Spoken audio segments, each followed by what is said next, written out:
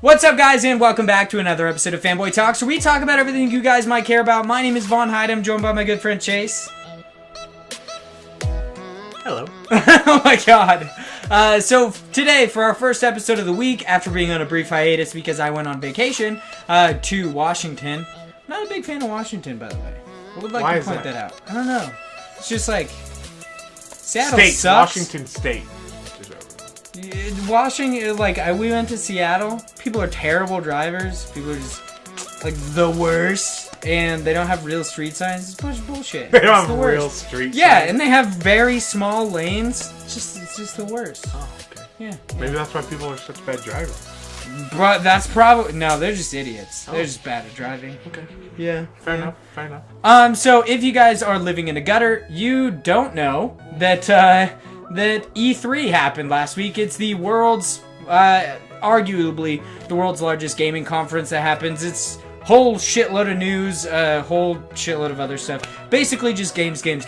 And today we want to talk about our thoughts on E3 in general, and just pretty much everything about it.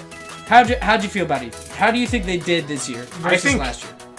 Everyone this year did really well. They did really well, except for E3. E3. Except for EA. Terrible. Yeah, EA's looked a little suspect, but I think EA's driving home the whole Madden with a story, which is interesting. EA showed some good shit, but I'm talking about their conference. The execution itself. Yeah, their execution, their conference was so awkward and so uncomfortable. That was a terrible point for E3. But what they showed was amazing. They showed Project Dylan, which is, for those who don't know, it's BioWare's project. It is Anthem. It looks so good. Fucking stoked. Looks awesome. They showed off some Star Wars Battlefront stuff. They showed off, I think it's called the In the Name of the Czar. It's the DLC for Battlefield 1. They showed off some Madden, some FIFA. They showed off some good shit. Now, with that being said, everyone really did really well, I feel, this year. Yeah, absolutely. I feel like we're getting a little spoiled every year. Because what happens next year when not everyone lives up to what happened this year or last year? Yeah, I don't know. I thought last year's E3 not necessarily was a letdown. It just wasn't as good as it could be. And see, that's the thing, is next year is going to be a letdown because of this year was so good for everyone. Yeah. I mean, Microsoft came out with 40-something different games or whatever, and their new system, which looks pretty impressive on the inside. 63, I think. It was a lot, but yeah, their new system that looks really impressive on the inside. And then Sony came out with some gameplay that we hadn't seen before. Maybe not expected it, but it was awesome to see it, like from Days Gone. I was really impressed with that. That Days Gone gameplay was good. When I first saw it, the first look everyone really saw was hordes of zombies killing them. Mm-hmm. That's been done before, really. Yeah, just look at World War Z. Yeah, sure. It's been done before. As much as I love it, I don't know if I'll drop $60 for another Kill 'em zombie games when Killing Floor 2 is free right now for PlayStation Plus users. Yeah. That's a zombie kill game. That's literally all it is. Yeah, just something that includes killing zombies isn't necessarily what you want. Yes, but this looked like it had a really good story behind it. It looked like it had different ways to go at killing people or killing zombies when he broke open the gate and let all the zombies in. Yeah, let all the zombies come in and I don't know if you're forced to do that because it might be so early in the game that they're like, use your surroundings. I think it might be just go in and shoot them. I think that piece was actually like a story. It was part of a story. It was like a main objective for that story. But it definitely looks like you have different options, because I have seen other playthroughs where they actually chose to go in that a different way. Yeah, and I'm assuming that might be earlier in the game where your character's going to be pointing out stuff like that. Oh, there's zombies over there. We might be able to break this open and not have to deal with anyone. But I'm guessing later in the game it's going to be like, you can open this to let zombies in. You can go in and shoot them. You can shoot all the zombies for some reason and then go in. I don't know. It just looks like there's going to be more ways to go about killing people, killing things. And that's what excites me, because I thought it was just going to be a train kill of zombies. Yeah, it was just going to be kind of like a boring survival game. Yeah. Yeah, but it looks good. Another game I really was looking at was shoot, I forget the name, but it's another zombie game, and it's I don't know why I can't remember. But I really feel stupid right now because I can't remember it. But it's the one where it's like it was, I think, the very first game. So this is the second one. It was Xbox exclusive. Are you talking about State of Decay 2? Yes, State of Decay 2. Ooh, yeah. I don't know why I couldn't remember. I that. love I'm sorry, I just State put of you guys Decay. through that painful. The original State of Decay was awesome. Yeah, and State of Decay 2 looks so from great. what I've heard, this is expanding on State of Decay. And bringing co-op. Yes. Yeah, And co-op co-op on is Xbox One. awesome.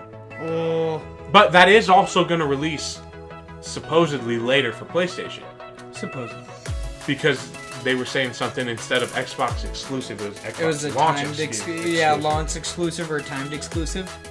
Which I think that's the same thing though when people read into last year when they didn't say that Dead Rising 4 was specifically only on Xbox One, but it ended up being only on Xbox One and PC. that's fair. So I wouldn't get I wouldn't necessarily get your hopes up about it, but if it does, holy shit, State of Decay is just an amazing series. I've seen a lot of news outlets saying that it's going to eventually come out to PS4, which is cool. I hope it does because it looks really fun.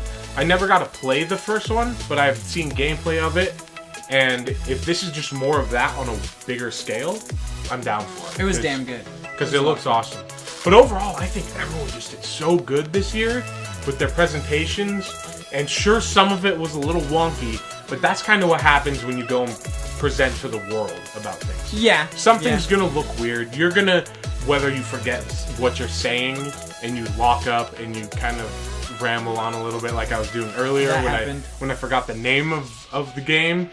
You gotta kind of just keep going. Honestly, and they do a good job of it, and trying not to bring so much notice to it. Because some things you'll notice when people are speaking to that many people and they mess up, they will bring like attention to it. And they don't do that. They keep going. It looks weird. It looks odd, but you're just like, just keep going. We're gonna get our memes from it. We're gonna get our internet content from it. It's gonna be great. But that's all there is. Instead of bringing attention, you're gonna get news outlets saying stuff and stuff like that. So just powering through it. There's gonna be memes, but there's always gonna be memes. Yeah, definitely. But I just think everyone did so awesome. What would you say surprised you at E3? My biggest surprise, and I don't really know how to take it totally, was when the dude came up he said he was like the Pokemon dude, whatever. He works the for head of Pokemon Game Freak. or whatever. Yeah, whatever. Game Freak is the studio that makes Yeah, Pokemon games. I remember that always popped up in the footage. Yeah, it looks like a rocket ship. and he obviously didn't speak English, so they had someone like narrating over it, and it sounded really weird, and I didn't really know what to get from it. And then at the end, he's like, "Oh yeah." He's like, "We're super stoked about bringing Pokken Tournament Deluxe to the Nintendo Switch, and also a fully fledged new Pokemon RPG on the Nintendo Switch." And they And showed people were like- literally nothing about it. Yeah. And I'm so hyped. And everyone's sitting there. I saw it in the comments so much. Oh, Pokemon needs to be for handhelds only. All this other stuff. Nintendo Switch is a handheld. I'm sitting here like, I've had my Switch for a long time. I play it quite a bit. I never once have played on my TV yet. So I play on my TV a lot. I don't like have it a on the reason. TV more, but people that don't understand that the Switch is a handheld, they're an idiot. But it would be so perfect for the Switch. Oh, it's gonna be great on the Switch. And I'm so excited. I don't know how when you play the most recent, like Sun and Moon. The most recent one I played was the Omega Ruby. It utilizes both screens on the DS. Yeah. I don't know how this is gonna work. On the Switch? Yeah, I don't know if they're gonna Probably be like older school Pokemon games. if they're gonna. Yeah, but you know what they like throwing stuff at the bottom and making it more interactive or something.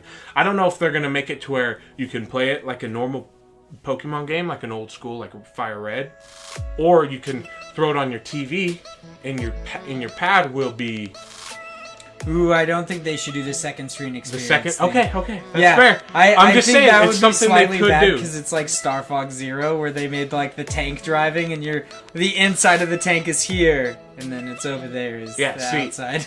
It was just an idea, but whether they do that or not, I don't know, and I'm excited for it because the interesting thing is a lot of people are like, oh, this is big news because it's like the first console release of a main Pokemon, like a staple, and then a lot of people are like, did you never play Gale of Darkness or Coliseum? Those are like Pokemon games and stuff like that. And I sincerely hope it is not like Gale of Darkness or Coliseum. I want it to literally be like I the want Pokemon it to be a games on the Pokemon game. DS. Yes, I want it to be just a straight up Pokemon game, similar to all the other Pokemon games. No Gale of Darkness shit.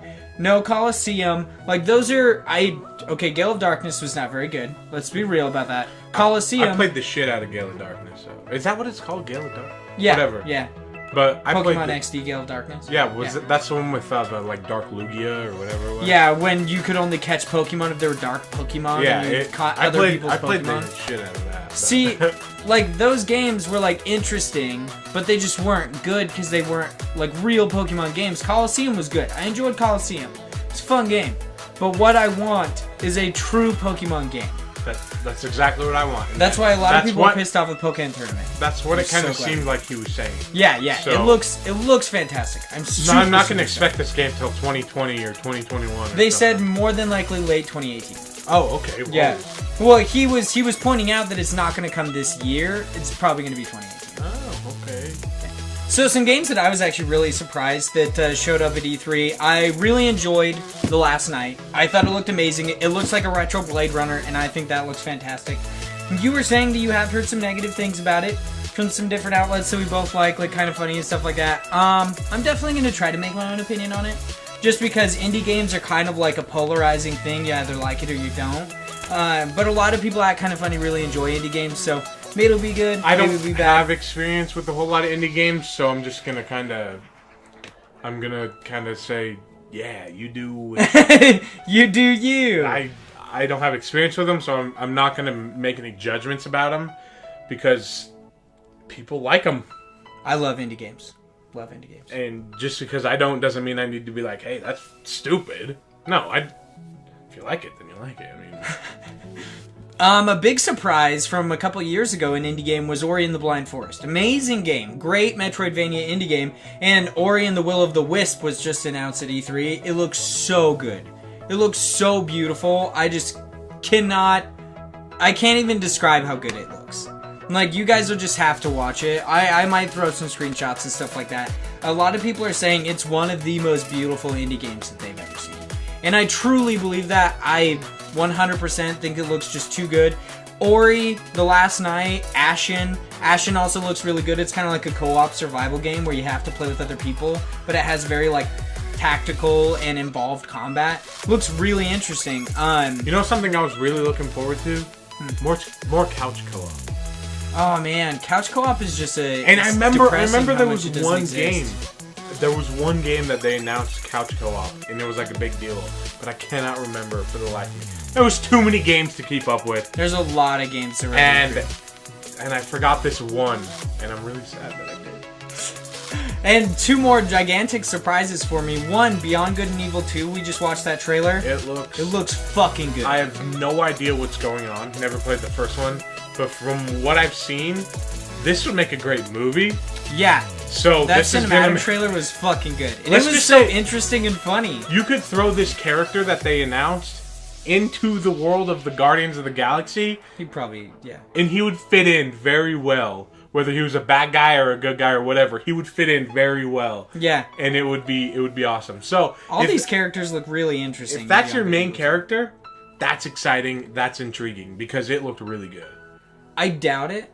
I doubt he'd be the main character, but I think he might be like an involved character. As long as you get to hear him talk some more, because he's funny and a British monkey. Yeah, and he was very sarcastic and very charismatic. And yeah, he was just a really interesting character overall. Yeah, and I really liked it, and I hope he's involved in that story because that's intriguing. Because he's a great character. He's a great.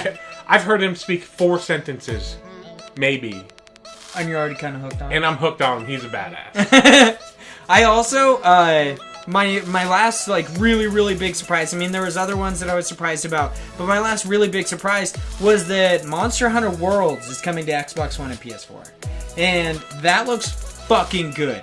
I've been waiting for Monster Hunter to come basically from the 3DS to anything other than the Wii U, which it did for a brief time. And holy shit, does it look good. I'll tell you right now, a long time ago, I have experience of Monster Hunters a long time ago. So when I was sitting there watching Sony's press conference, that was like the first thing that came up. It was one of the very early things. You know, they did the Uncharted stuff first or whatever. Lost Legacy? Yeah. Looks good. But this was one of the first things that came up, and I didn't see much of it. You know, it's walking through that little thing, and then it zooms out, and you see the sword, and I was like, oh, fuck. It's like, this is Monster Hunter.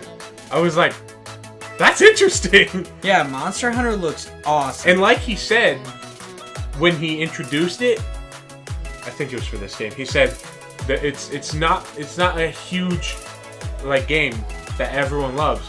But the people who love it just it's got a freaking love it like incredibly sincere. much. It has an its amazing fan base community. is incredible because that's one thing he said, or he didn't directly say, "Oh, this is not going to sell great." But he said, but this has a specific direction. It's like a niche item. Yeah, and he said it's a game that I hold close to my heart, and he said I know many of you do too. And then he released it. I was like. It zoomed out onto the dude and his sword. I was like, oh shit, that's Monster Hunter. Yeah. I got some goosebumps. I was like, oh. I guess there's some other gameplay, and it's gonna be co-op. And there's some other gameplay of like two hunters leading a monster to another monster, and then they fight and they essentially like collect it. That's awesome. Oh, yeah, I've been waiting for Monster Hunter. And from what I could with assume 3DS. from the video I saw and the name, I think it's open world. Is that correct? Yeah. Cool. Yeah, That was... I believe it has a semi-open world. The other Monster Hunter games had a semi-open world. They were pretty linear. The one I played was pretty linear. They get a little bit more open, like Monster Hunter Generations. But this was a long time ago when I was playing this. Yeah. And so it was pretty linear what it was having me do. But I'm super excited. It looks great. It looks awesome, and especially to be able to play with friends, and I don't have to play it on a fucking handheld. Like, it's not that I don't like handhelds. It's just.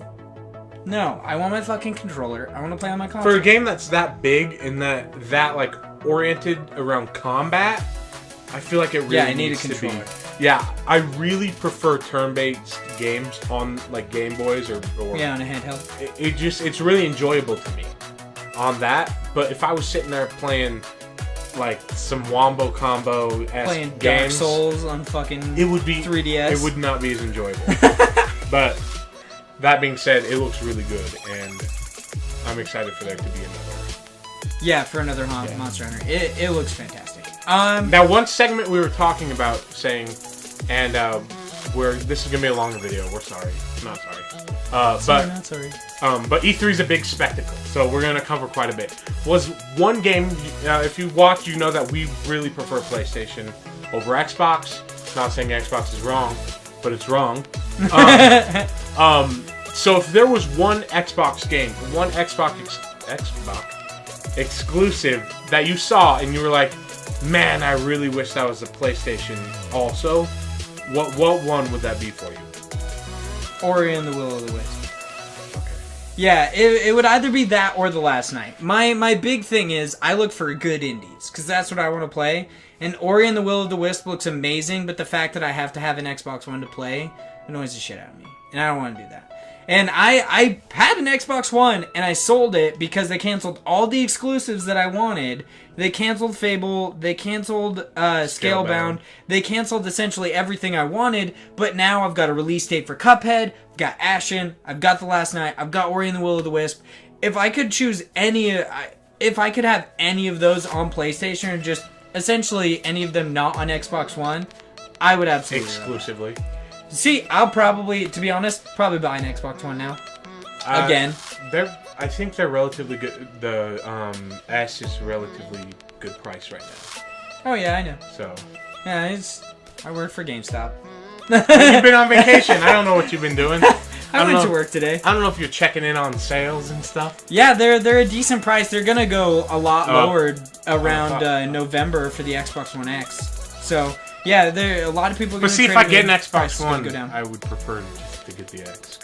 See, even though it's $500, it is. crazy. It's big, but apparently it's going to be amazing. A big upset that a lot of people are angry about is that Destiny is going to run at 30 frames per second on the Xbox One X. And everyone is like super pissed that it's going to run around like 28 to 30 frames per second on the PS4 Pro. And people are like, what the fuck is that? Wait, I like, have a question. Can the PS4, is the PS4 Pro ready for 60 frames? I think with some games, yeah. It just depends on like how high. Okay, so here's the thing about unless you want a PC port of Destiny 2 on your Xbox One S, you're gonna get 30 frames per second because that's what everyone else in the market can get. They're not gonna specialize one just for you, another one. I mean, they're already doing that for PC, but I feel like that's just to please people. From what I understand, when they initially told people about how many frames per second were going to be on PlayStation, they specifically said because the PS4 Pro couldn't handle it. Yeah. And then now they announced that it was going to be 30 frames per second on Xbox One X, and almost nobody believes that it could not handle it. Like they're all like, Pro? No, that the Xbox One X. Well, the Xbox One X, I believe it has enough power to do that. Yeah, it definitely does. But the thing is that they're not going to make it. Fuck? They're not going to do that and alienate another like. Basically like an entire section of their audience. Yeah, they're not going to do that because they want to keep sales. Yeah, definitely makes sense. Bungie's a smart. But if I could choose one game or one series to be on every console, I really want Forza. Yeah. Because as much as people like... I think you'd say specifically the Horizon series. Well, the Horizon series is awesome because it's got like a lot of cars and a lot of open like city environments. But just to have a good car game... I'm not a huge car guy, but I love cars in games because it's possible. I'm not going to go drop $100K on a car in real life because I ain't got that kind of money. But in video games, I got that kind of money, so I can do that. So I'm a big car guy in video games. I love cars. And just to have a game that is like exclusive to cars, I feel like would be awesome. And we have Gran Turismo or whatever, but it's stupid. I'm not going to lie. Yeah, Gran Turismo Sport. Yeah. It's coming out. It does not hold a light compared to the series that is Forza, or Forza, however you want to say it. I think that pretty much covers all of E3 for us. In the comments down below, let us know what you felt about E3, how you thought it did. If you guys want to chat with us outside the show, you can follow me on Twitter at Hyde Legion and follow him at Standing Ovation, the second O being a 0. Probably don't want to look at my past tweets because I've been rage bashing tweeting. on the Celtics. I've been bashing on the Celtics. I'm a Celtics fan. We have the first overall pick. Well, we did have the first overall pick, but they traded it, and I've been venting on Twitter, so...